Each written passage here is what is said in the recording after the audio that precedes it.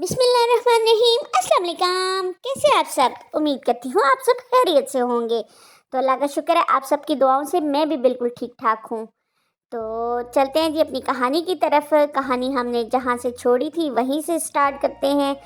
तो मैं भाई का इंतज़ार करने के लिए दरवाज़े पे खड़ी हो जाती हूँ। मेरी सास मुझे इजाज़त दे देते हैं कि आप जा सकते हो।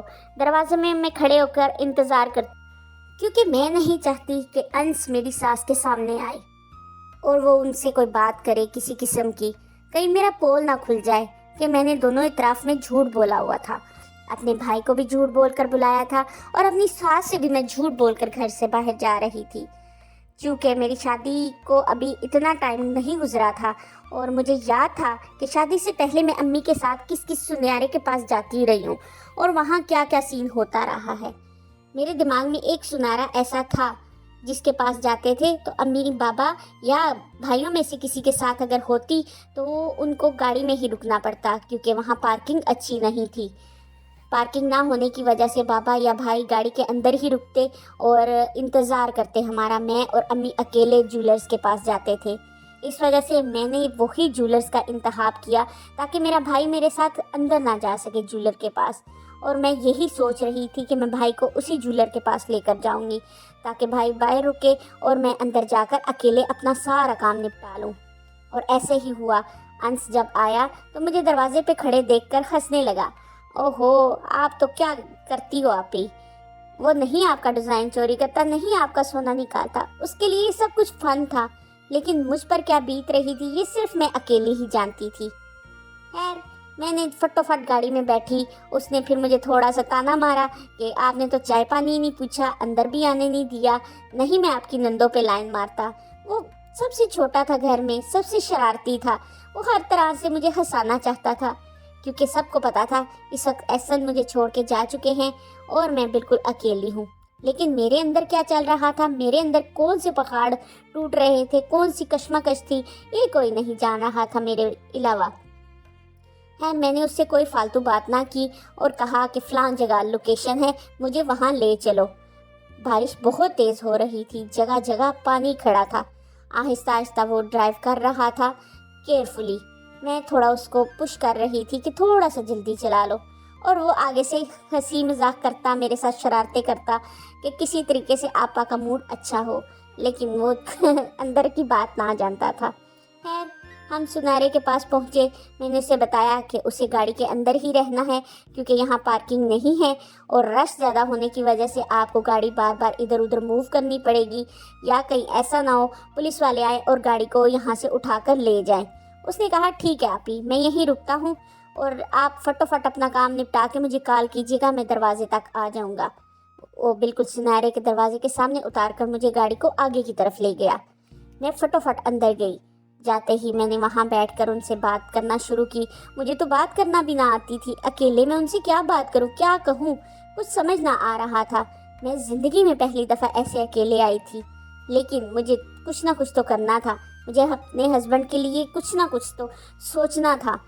अगर मैं डरती रहती या शाय फील करती रहती तो मेरे ख्याल से मेरे हस्बैंड को बहुत बड़ा लॉस होने वाला था।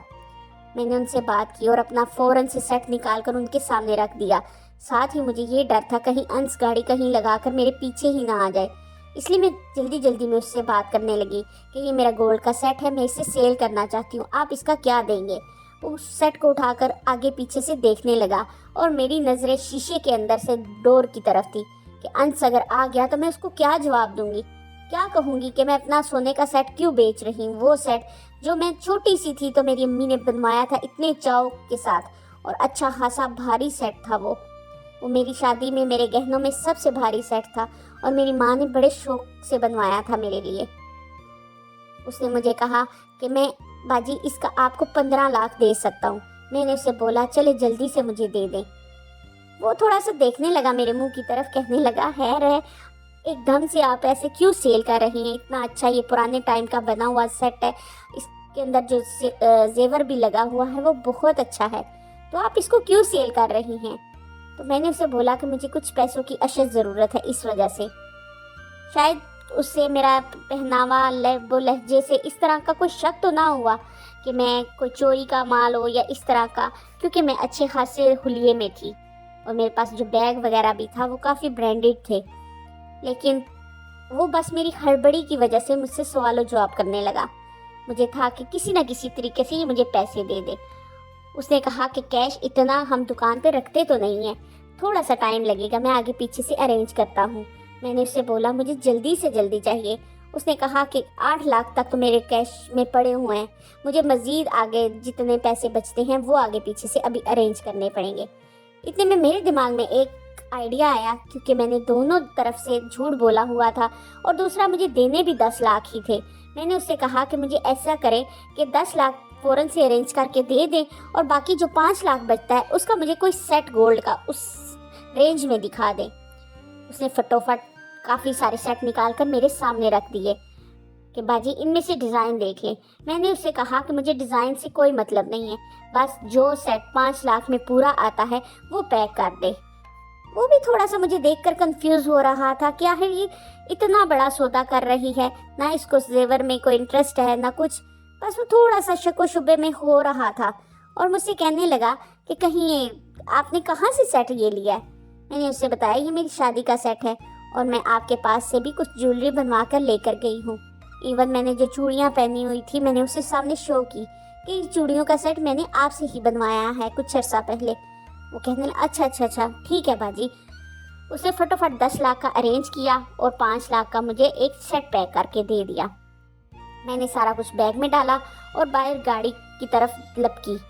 मेरे तो दिमाग में ही ना था, अंश बाहर खड़ा ही नहीं। मैं इधर उधर झांकने लगी। मेरे थोड़े से कपड़े गीले हो गए बारिश की वजह से। फिर मेरे दिमाग में आया अंश तो गाड़ी लेकर आगे पीछे हुआ है कहीं।